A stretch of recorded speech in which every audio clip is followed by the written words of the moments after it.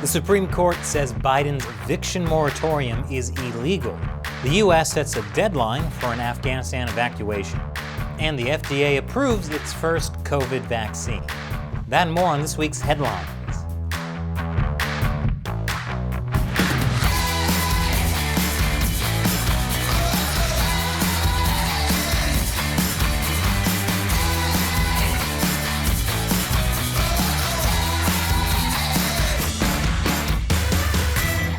Welcome to America Uncovered. I'm Chris Chappell. For more than a year, there's been a national eviction moratorium. It's prevented landlords from kicking out renters, potentially putting them out on the street during a pandemic. In July, a federal appeals court found the moratorium was unlawful because it took away property owners' rights to kick out non-paying tenants. And the Biden administration responded by extending the eviction moratorium anyway. He defended that by saying, maybe it's illegal, but it's worth it. Just like that time I drove 120 miles an hour in my convertible while talking on my cell phone and wearing an exotic panda fur jacket. Illegal, but worth it. Well, on Thursday this week, the U.S. Supreme Court defended the lower court ruling by saying, no, Mr. President, what you're doing is actually illegal.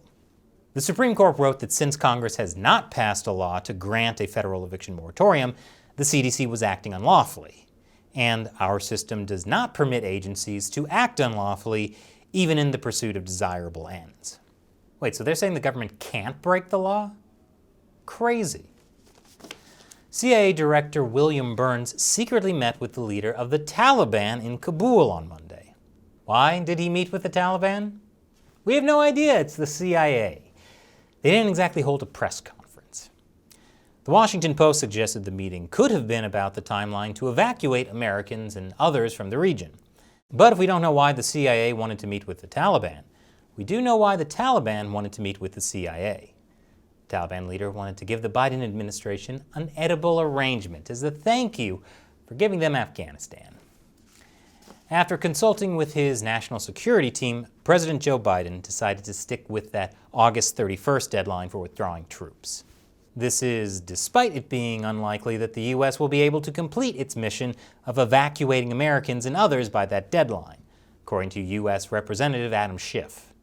The Taliban rejected Biden's request for more time. And Biden was like, okay. And then the Taliban responded, another gift, you're too kind, Joe. And because U.S. officials are racing to finish evacuating Americans before the August 31st deadline, they gave the Taliban an even bigger gift. The names of American and Afghan refugees. Wow, that deserves an even bigger edible arrangement. These were American citizens, green card holders, and Afghan allies the U.S. wanted the Taliban to grant entry to the airport. Critics have accused the Biden administration of giving the Taliban a kill list. But the Biden administration defended their action by saying it saved lives by helping people get to the airport. Biden also said he can't tell with any certitude there's actually a list of names. There may have been. He knows of no circumstance, but it doesn't mean the list doesn't exist. It could very well have happened. Well, that cleared things up. President Biden was also unable to explain the 3 edible arrangements sitting in the Oval Office. To any young children that may be watching this right now, if you don't get what you want from Santa Claus for Christmas this year, just join the Taliban. Because apparently when you're in the Taliban, our president will give you whatever you ask for. But some folks who didn't get what they wanted from Biden were G7 leaders. They unsuccessfully tried to convince Biden to delay the U.S. military's withdrawal from Afghanistan. UK Prime Minister Boris Johnson said, we will go on right up until the last moment that we can. But you've heard what the President of the United States has had to say. You've heard what the Taliban have said. It's a real catch-22.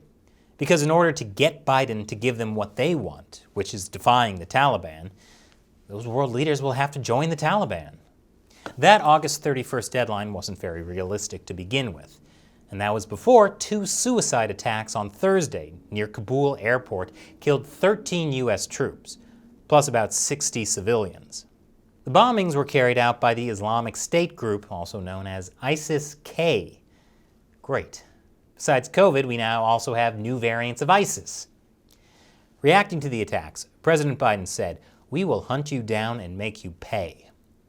But only until Tuesday. because the U.S. is not going to change its deadline. Not everyone is critical of Biden, though. Vice President Kamala Harris called Biden's decision to end the war in Afghanistan courageous. This is despite Biden himself and several members of his administration blaming Trump for the withdrawal of U.S. troops. But Harris insisted he was brave, going so far as to sing, "Brave Joe Biden ran away. He bravely ran away." When asked by a reporter about whether or not Afghanistan was the Biden administration's top priority, Kamala Harris laughed and shut down the question. This was reminiscent of back in March, when Harris laughed when she was asked if she would visit the southern border amid a migrant crisis. You're laughing. Afghanistan was overthrown. There's a crisis at the border, and you're laughing. Listen, I agree that telling women they should smile more is a bit misogynistic. But is it wrong to ask Kamala Harris to smile less? More after the break. Welcome back. You know, I'm tired of covering stories about violence in Afghanistan. Let's move on to something different. Israel announced it carried out strikes against 4 sites occupied by Hamas in the Gaza Strip. That was in response to Hamas's machine gun fire and arson balloons. Come on, it's like Israel and Hamas heard that Afghanistan had become the most violent region in the world and said, "Hold my beard." Speaking of regions in turmoil, California. A man in the city of Torrance passed out in his car in front of a 7-Eleven. And when police were called to take a look, they discovered he was in possession of 300 California recall election ballots, as well as a gun and drugs. Authorities aren't sure what his intentions were or how he obtained so many of these ballots, but considering how candidates in the California gubernatorial recall election include Caitlyn Jenner, Angeline the Billboard Queen, and this guy, I wouldn't be surprised if the armed, drugged-up guy passed out in front of a 7-Eleven intended to commit voter fraud by voting for himself as the new governor of California. And speaking of new governors, on her first day in office, New York Governor Kathy Hochul added 12,000 more deaths to the state's publicized COVID-19 death count. These new deaths include presumed and confirmed deaths, many coming from nursing homes and hospitals, including data that was withheld by her predecessor, Andrew Cuomo. Hochul said, "We are now releasing more data than had been released before publicly, so people know the nursing home deaths and the hospital deaths are consistent with what's being displayed by the CDC. Transparency will be the hallmark of my administration." In response to this, Andrew Cuomo said, "I'd like to see her in something a little more transparent. Am I right?" Can't say I'm going to miss Cuomo. You know who will be missed, though? The thousands of grandparents Andrew Cuomo's policies killed. Still waiting for someone to hold him accountable for that. But if you still have grandparents and you're looking to take a family vacation, then think again if you were planning on going to Hawaii. Because the governor of Hawaii has asked that visitors and residents reduce travel to the islands to essential business only, as they try to contain the Delta variant of COVID-19. He wants to limit travel to Hawaii until the end of October. So you might be asking yourself, where should I go on vacation instead? Where else but Delaware? In Delaware, you can visit the Grand Opera House, Brandywine Creek State Park, and the Winterthur Museum and Gardens. Instead of getting sunburned and fat off pina coladas, get some class and culture, you swine. And after the break, the FDA has approved the first COVID vaccine. Welcome back. The Food and Drug Administration has officially approved the Pfizer COVID-19 vaccine. Until now, it had only been approved under emergency use authorization.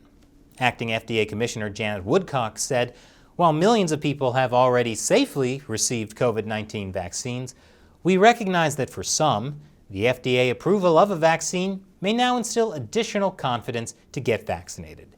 Today's milestone puts us one step closer to altering the course of this pandemic in the U.S. This is good news for those hesitant to get the vaccine without FDA approval. This is bad news for those who are afraid of incoming vaccine mandates, because now that the Pfizer vaccine is FDA approved, it's likely we'll see more. The Pentagon announced U.S. troops must immediately be vaccinated. and President Biden is now urging businesses to mandate the vaccine. Even with FDA approval, I don't think people will be more trusting of the vaccine if their rights are taken away until they comply. I also don't know how many people feel good about FDA approval, since the FDA never tried to stop harmful items such as the KFC Double Down, which is greasier than a used car salesman riding an olive oil slip and slide while listening to John Travolta sing about summer nights. And the FDA never stopped the McDonald's McLand Sea and Air Burger. This is a real secret menu item. McDonald's is the corporation that proudly trots out the McRibs several times a year, so imagine the items they don't want you to know about. It's what Dr. Frankenstein would stitch together if he grave robbed a pet cemetery and used mayonnaise as glue.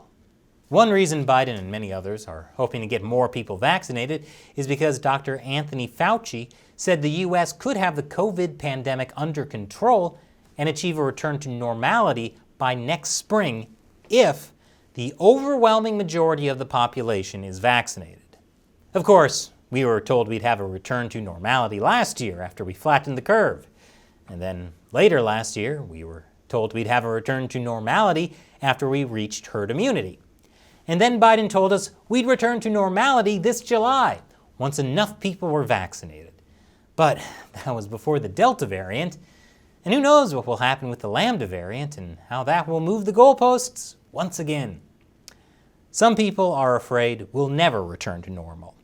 To that I say, don't worry, because the U.S. has already returned to normal.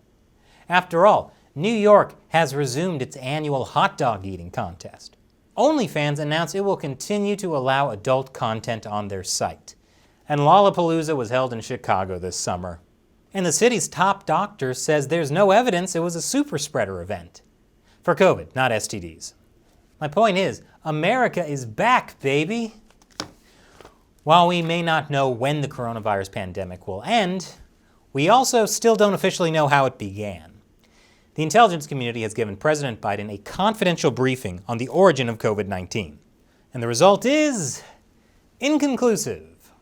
Experts at the World Health Organization said the search has stalled and the window of opportunity for solving the mystery is closing fast.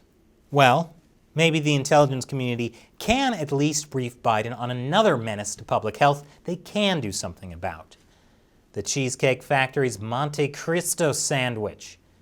This is appetizing if you get hungry watching someone pour powdered sugar on a human centipede and serve it with a side of raspberry preserves. I'm not sure if that's ham or a tongue gargling out a death rattle. But don't worry, if it was a drug, the FDA would probably approve it. So what do you think about the stories we covered this week? Let us know in the comments below. And remember, America Uncovered is supported mainly by viewers. Be sure to visit patreon.com/AmericaUncovered. Contribute $1 or more per episode. We rely on your support to help us keep making great episodes. Once again, I'm Chris Chappell. Thanks for watching America Uncovered.